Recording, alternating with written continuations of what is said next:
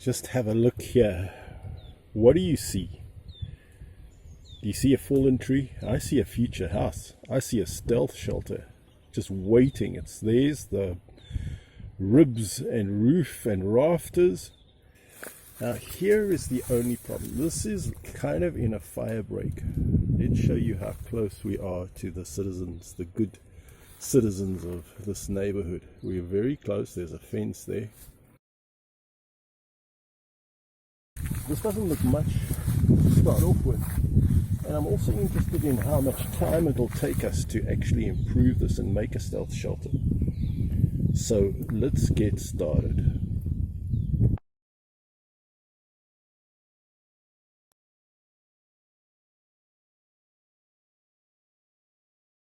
Let's go into the entrance and have a look. Obviously we have to do a bit of clearing. Our stealth shelter from the back, and there's our stealth shelter from a distance. We are now going to take some time and clear the ground of stumps and branches.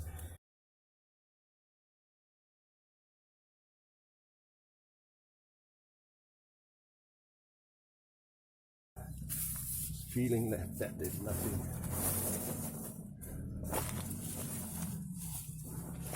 So, how lovely is that?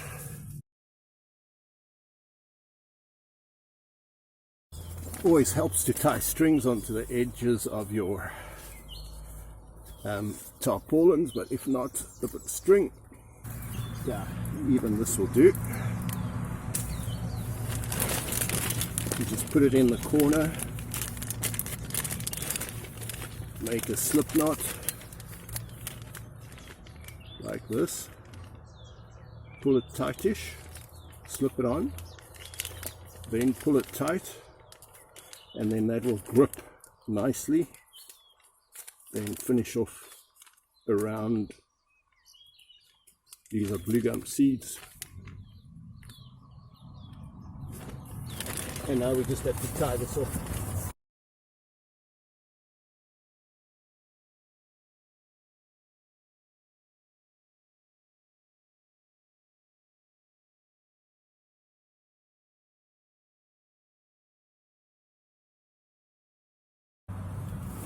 And we can always pull it a little bit more, perhaps to the side where we're going to sleep, or we may clear a little bit more the ground on that side. Make sure we're completely under this plastic. Yes, but this is looking waterproof enough for a small rain.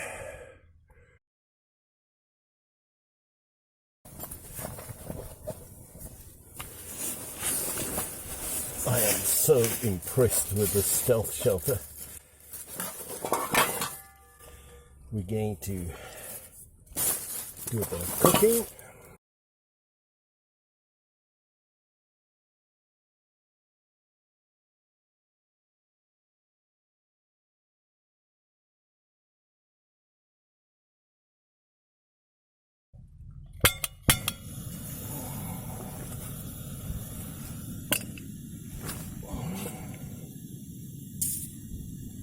Bit of oil.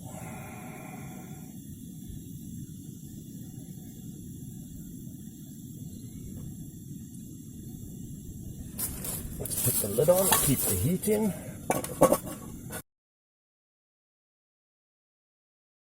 Yeah, this stealth shelter is a little bit in the open, but unless someone's going to be right coming past here, very unlikely they're going to see us. And even if they had to see us, I'm sure they wouldn't bother us. I've never worried about the police in South Africa chasing me away. The police wouldn't chase you away unless you were camped in the Commissioner of Police's front garden or his best friend. And this is Navy land, government land, the most unloved land you can get. I love it. I'm about the only one who loves it. So no one's going to care that I'm sleeping here, even though I'm within sight and sound of the road. I do know that a few people do occasionally drink here, but I don't think they're going to drink on a rainy night like this. So, and it looks like they were here quite a while back. You can normally tell if someone's here because they very kindly leave all their litter behind, telling us, oh yeah, there's homeless, or they leave their bottles behind when they drink. But as I say, they don't normally drink. I really don't know when they drink, but I presume they don't drink on a rainy night.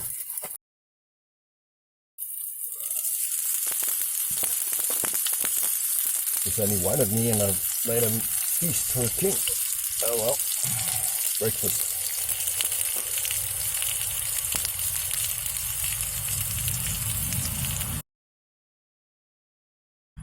So we made a video earlier today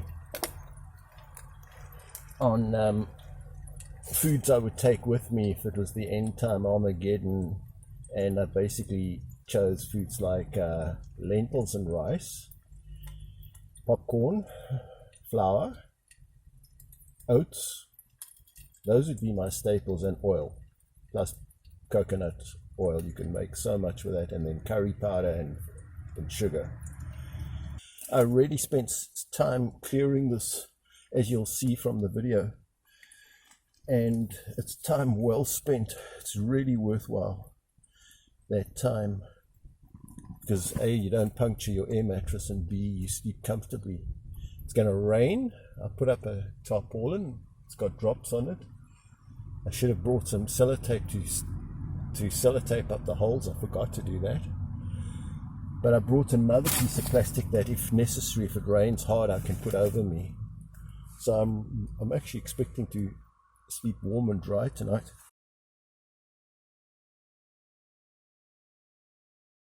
When you're out stealth camping, they don't get the luxury of veggies like this. So I would consider this fresh vegetables in any kind situation to be a bit of a luxury. You know, you can have your dried everything, your tinned everything. The classic is like baked beans and rice. But to have nice fresh onions and butternut, I think if I was going stealth camping, and it was even the end time, I would take as many bags of butternuts, cabbages, what lasts, potatoes, onions, and then really try to spread them out, garlic, all the herbs that can last, gem squash, and try to live off those first of all. And then while you're there in the wild, find out which herbs are edible.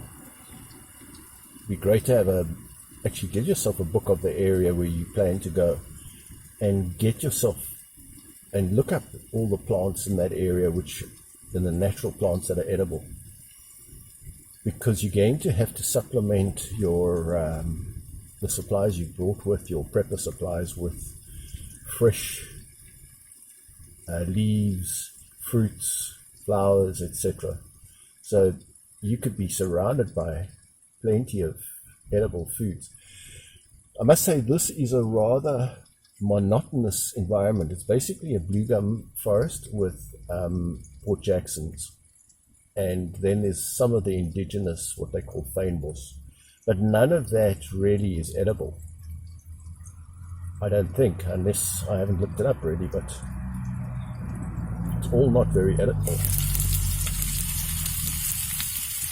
So if you're surrounded by, for example, people's houses, they would have so many different trees and flowers and plants, and so many of those would be edible.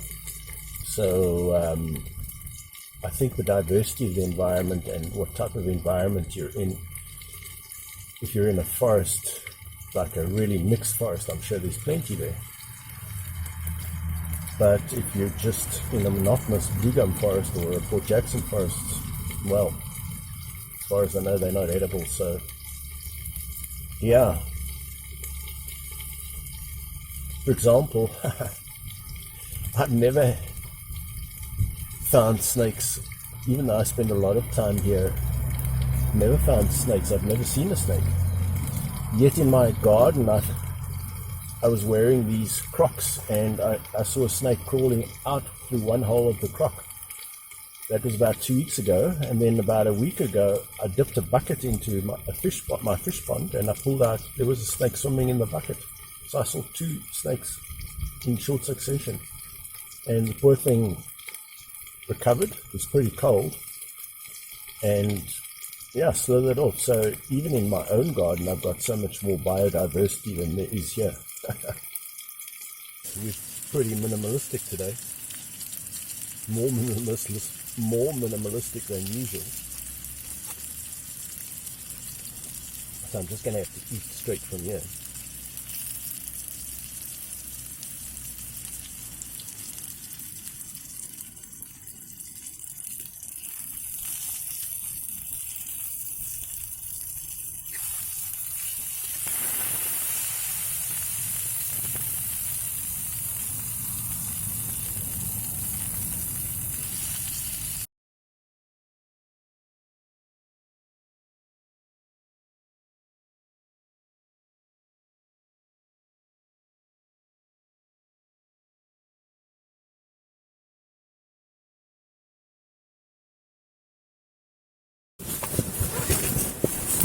This is so lovely and comfortable.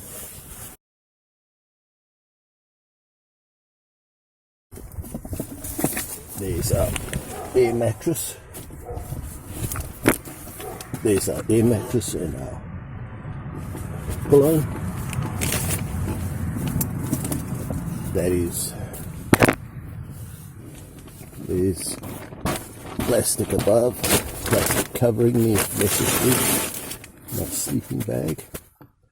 So we're good throughout the night, but I stayed pretty dry as far as I can tell, and warm under my piece of canvas. Dreamt of Boy Scouts. Quite a good night.